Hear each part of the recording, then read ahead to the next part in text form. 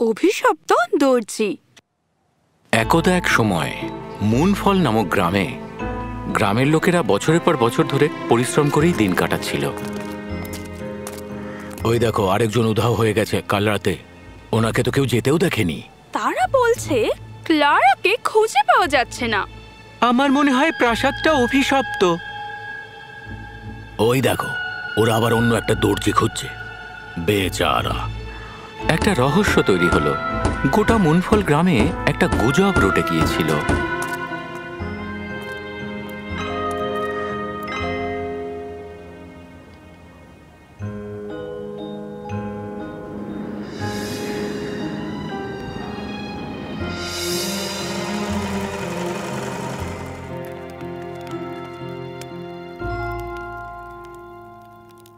মা, তুমি এটা খেয়ে নাও। ওষুধ মনে হয় শেষ হয়ে গেছে। আমি আরো নিয়ে আসবো। আমি কালই কাজকর্ম শেষ করে এসেছি। আজ তারা টাকা দেবে। এটাও যথেষ্ট হবে না এলাইনা। কিছুই এখন থেকে যথেষ্ট না। এলিনা, আমার খিদে পেয়েছে। আমি জানি, আমরা এক্ষুনি খাবো, কিন্তু এখনের জন্য একটু জল খেয়ে নাও আর আগুনটা ধরাতে থাকো।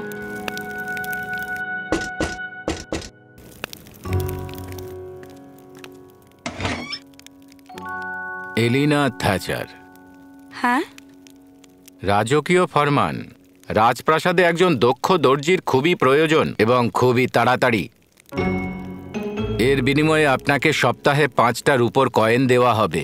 আজ রাতেই আপনাকে রাজপ্রাসাদের গেটে পৌঁছতে হবে। আমি তো ভুলেই যাচ্ছিলাম। এটা এটা হতে পারে না। আপনার বাবার ঋণ এখনো শোধ হয়নি, তাই রাজা এখনো অপেক্ষায় আছেন। 50 ভরি সোনা? আমাদের কাছে 50 ভরি তামাও নেই। মূল্য দিতে না পারলে আপনার পরিবারের সকল প্রাপ্তবয়স্কদের জেলও হতে পারে। তার বদলে এই সুযোগটা নিয়ে দেখুন আপনি। এটা আপনার ভাগ্য বদলাতে পারে। কতদিনের মধ্যে দিতে হবে? যতক্ষণ না মহারানীর গাউনটা তৈরি হচ্ছে।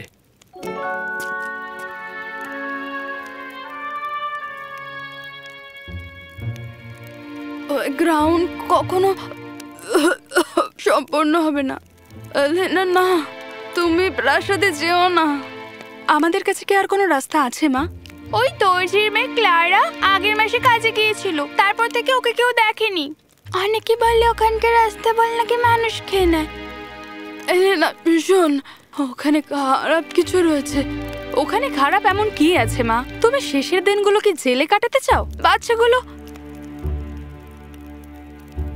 সপ্তাহে 5টার উপর কয়েন পাবো। 10 সপ্তাহে আমি সবটা দিতে পারবো, যদি অতদিন থাকতে পারো। তোমার জানার আগে আমি চলে আসবো।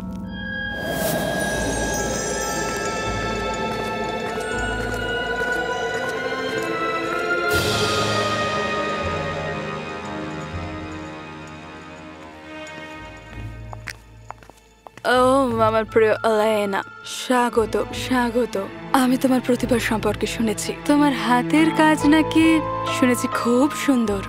ভালো, খুব ভালো। আসল দর্জি। আমি এসে খুবই খুশি ম্যাডাম। এত ফর্মালিটির কোনো প্রয়োজন নেই প্রিয়। আমরা পরিবারেরই মতো। তুমি এই গাউনগুলো দেখছো? তোমার আগে যারা এসেছে তারা তৈরি করেছে। তাদের ফাইনাল ওয়ার্ক সব থেকে ভালো। আর তারা এগুলো এখানে সব রেখে চলে গেছে। একদম সঠিক বলেছ। বেটার সুযোগের জন্য নিজের বাড়ি ভাবতে পারো এটা।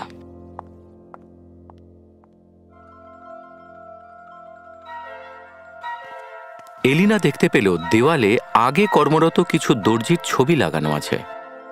আর ও এটা লক্ষ্য করল যে সবার চোখেই একটা ভয়ের চিহ্ন রয়ে গেছে। ক্ষমা করবেন, আমি বুঝতে পারিনি।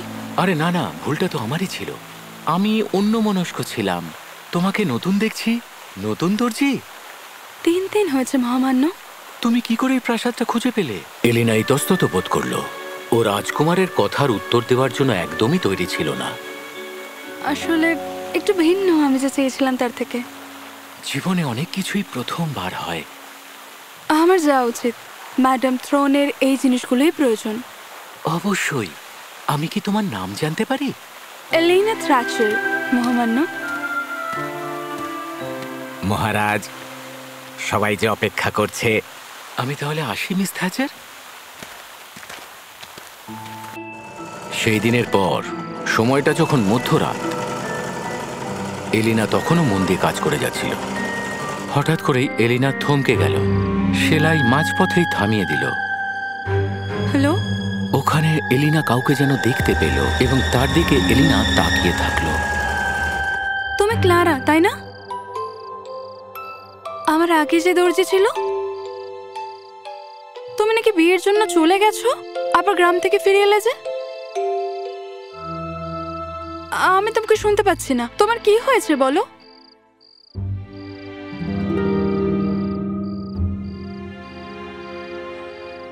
তুমি কখনো যাওনি? তুমি এখানেই আছো? আরে না না, তুমি কেঁদো না। কি হয়েছে? এটা কি কোনো অভিশাপ?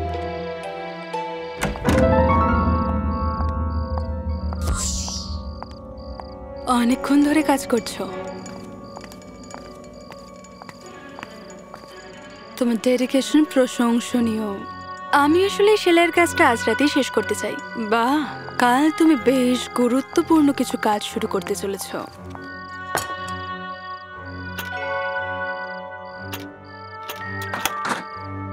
সামনে রাজকুমার অ্যালেন্সের বিয়ে, আর তার বিয়ের পোশাক তোমাকেই তৈরি করার সুযোগ দেওয়া হয়েছে।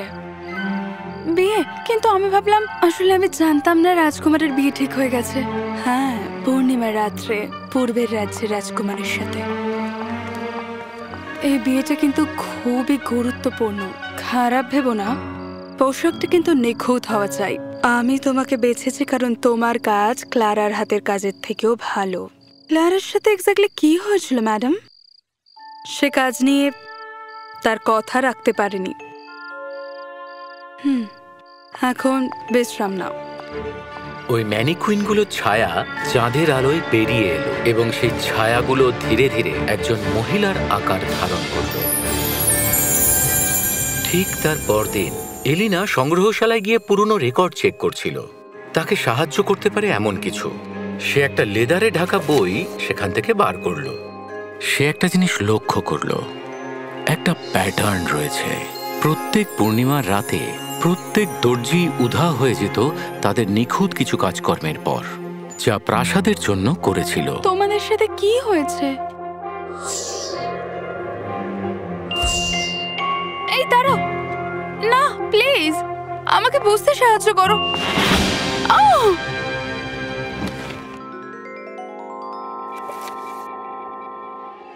ইসাবেলা, তুমি আমাকে কি বলতে চাইছো? রাজ পরিবারের কিংবদন্তি শাসন ব্যবস্থা জন্মগত কোনো দুর্ঘটনা নয়। এটা একটা গভীর রহস্য, এমনকি রাজ্য গঠনের অনেক আগে থেকে। আমার কাজ, আমার শিল্পকে কখনোই উৎসাহ দেওয়া হতো না। আমরা ছিলাম বলিদান। ওই মন্ত্রের বলিদানের প্রয়োজন ছিল। আমাদের কাজ, আমাদের সব থেকে গুরুত্বপূর্ণ সৃষ্টি একটি পোশাকের মধ্যেই আবদ্ধ করে দেওয়া হয়। যে সেই পোশাকটি পরবে শুধুই যে তার সমস্ত দক্ষতা নিয়ে নেবে তাই নয়, যে সৃষ্টি করেছে তার আত্মাও নিয়ে নেবে। আমাদের শ্রেষ্ঠ শিল্পকর্মই আমাদের বন্দি করে দেয়। রাজ পরিবারের ক্ষমতা এই চুরি করা আত্মাদের ওপরেই নির্মিত, আর তারা প্রত্যেকে রাজকীয় অনুষ্ঠানের মাঝেই অদৃশ্য হয়েছে। বিয়ে? সব কিছু কি ঠিক আছে মিস? হ্যাঁ, ও একটু রিসার্চ করছিলাম।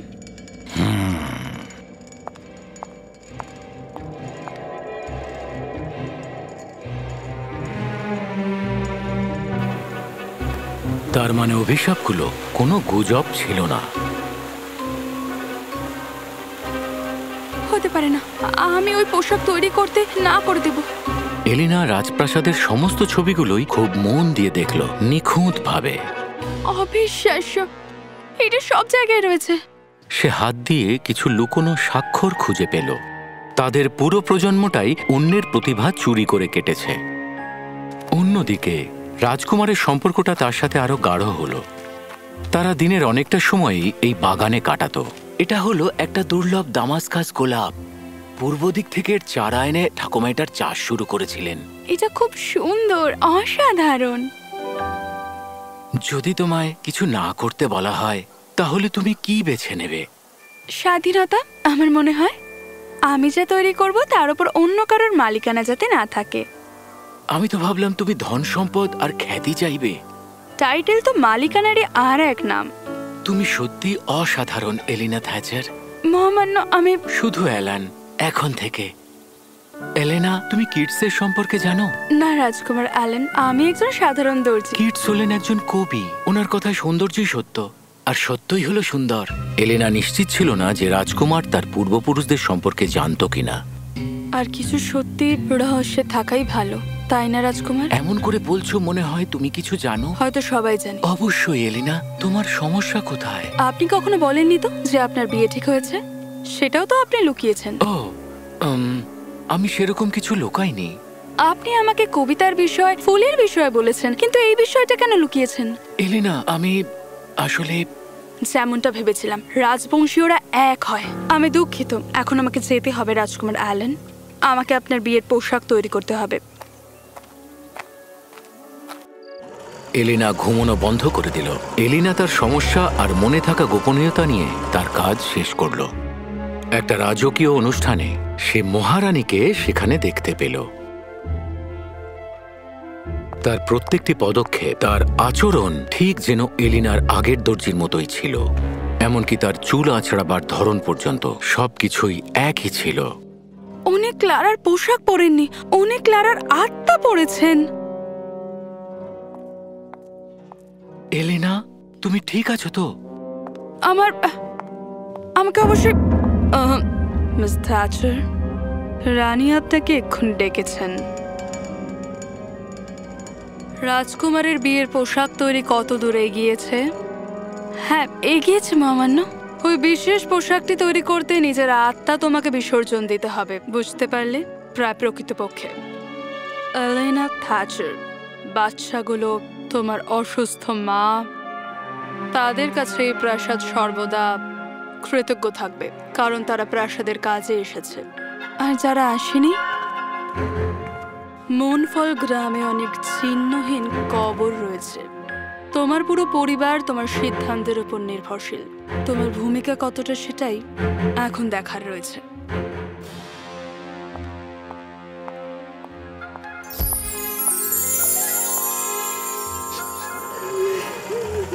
যখন আমাদের প্রথম দেখা হয়েছিল আমি কাঁদছিলাম, আর এখন তুমি কাঁদছো। কিন্তু তুমি কেন কাঁদছো? ও ঠিক বলছে, তুমি এখনো বেঁচে আছো এলেনা। আমার কাছে আর কি উপায় রয়েছে? কালই পূর্ণিমার রাত, আজ আমি কি করতে পারি? তুমি এখনই মন্ত্রটা ভাঙতে পারো। তাই? কিভাবে? অবশ্যই ভাঙতে পারো। তোমাকে আগে সবার প্রথমে জানতে হবে এই অভিশাপটা কি। এলিনা, তুমি কি কাঁদছো? ম্যাডাম থর্ন তোমায় কাল রাতে কি বলছিলেন? এলিনা থমকে গেল, আর সে ঠিক করলো এবার রাজকুমারকে সে সব সত্যিটা বলেই ছাড়বে। তোমার সম্পূর্ণ বংশ, প্রত্যেকটা প্রতিভা, প্রত্যেকটা সাফল্য চুরি? শুধুমাত্র চুরি নয়, কেড়ে নিয়েছে। আমার বাবা আমাদের পরিবার নিয়ে সবসময় ভালো কথাই বলেন। শাসন করা আমাদের ঐশ্বরিক ক্ষমতা। আমি কখনো ভাবিনি এটা কারোর জন্য অভিশাপ হবে। ঐশ্বরিক? না, এটা অপরাধ, এমন কিছু যা খারাপের থেকেও খারাপ। দেখো, কোনো এক দুর্ভিক্ষের সময় যখন দুর্ভিক্ষ দেশে ছড়িয়ে পড়েছিল, একটি চুক্তি করা হয়েছিল। প্রতিভা যেন বয়ে যাচ্ছিল, এবং রাজ্য এইটা সম্পর্কে আর কখনো জানতেই পারিনি। অসংখ্য মানুষের বলিদান। যখন কোনো রাজবংশীয় নিজে থেকে এই অন্যায় করা পরিত্যাগ করবে, তখনই এই অভিশাপ ভাঙবে। তাকে তার ক্ষমতার বলিদান দিতে হবে। এলিনা, আমি দুঃখিত। কি কারণে মহামান্য? আপনি তো জানতেন না। না, আমি এটা বলছি না যে আমি কিছু জানি বা জানি না। দেখো, কিছু কিছু রাজকুমারী এমন সরঞ্জাম করেন যাতে আমার মত থাকে না, সাথে তারও থাকে না। আর এমনকি তোমাকে আমার ভালো লাগে, আর আমি আমাদের মধ্যে কোনো কিছুই লুকিয়ে রাখতে চাই না। অ্যালেন, তুমি আমাকে লজ্জায় ফেলছো। কিন্তু তোমার বাগদত্তা, না, এটা ভুল। আমি এটা করতে পারি না। এলিনা, বিশ্বাস করো, তাকে রাজনৈতিকভাবে চাপ দেওয়া হয়েছিল, যেরকম আমার মতো। আমি এ বিষয়ে তোমায় পরে বলবো। আমার মনে হয় সে কিছুটা সান্ত্বনা পাবে। তাহলে এলিনা, আগামীকাল আমার সাথে কি তুমি হাঁটতে যাবে? অবশ্যই। ওকে, এইভাবেই আমাদের পাল্টা জবাব দিতে হবে। অরিজিনাল প্যাটার্নের থেকে তোমাকে কিন্তু এটা আলাদা তৈরি করতে হবে। চিন্তা করো না, আমি এটাকে সত্যির সুতো দিয়ে ঠিক বেঁধে দেব। তুমি কি নিশ্চিত এটা কাজ করবে? হ্যাঁ, এটা অবশ্যই কাজ করবে। এটি ইচ্ছাকৃত আবেগপূর্ণ সেলাই কৌশলের একটি কাজ। আমার মা শিখিয়েছিল, বিশ্বাস রাখো। তোমরা কি তৈরি? শুধু তৈরিই নয়, প্রতিশোধ প্রবণ। রাজকুমারের বিয়ের রাতে, সেই বিয়ের অনুষ্ঠানে কিছু অপ্রত্যাশিত ঘটনা ঘটল। রাজকুমার অ্যালান ভিনদেশী রাজকুমারীকে তার এই পরিকল্পনার কথা জানায়। এলিনা একটা সাধারণ সাদা পোশাক পরেছিল, যেটা সে নিজেই বানিয়েছিল। সে রাজকুমারের হাত ধরে এগিয়ে এলো। এটা হতে পারে না। এলেনা, তোমার ধারণা আছে তুমি কি করছো? রাজকুমার অ্যালেন, এইসব কার্যকলাপের মানেটা কি আমরা কি জানতে পারি? দয়া করে একটু সরে দাঁড়ান। আমাকে এই পোশাকটা পরতে দিন, যেটা আমার হবু স্ত্রী আমার জন্য বানিয়েছেন। এক্ষুনি এসব বন্ধ করো। কিন্তু খুব দেরি হয়ে গিয়েছিল। এলিনা কিছু মন্ত্র বলতে লাগলো। যেটা নেওয়া হয় সেটা ফিরিয়ে দেওয়া উচিত। যা আবদ্ধ করা হয়েছে তা মুক্ত করা হোক। শেষবারের মতো সমস্ত নিখোঁজ দর্জিদের আত্মা চলে এলো। তারা রাজকুমার অ্যালান এবং এলিনার দিকে তাকিয়ে রইল।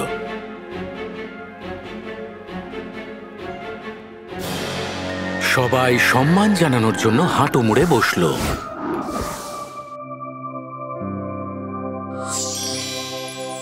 তুমি আমার, তোমরা সবাই আমার।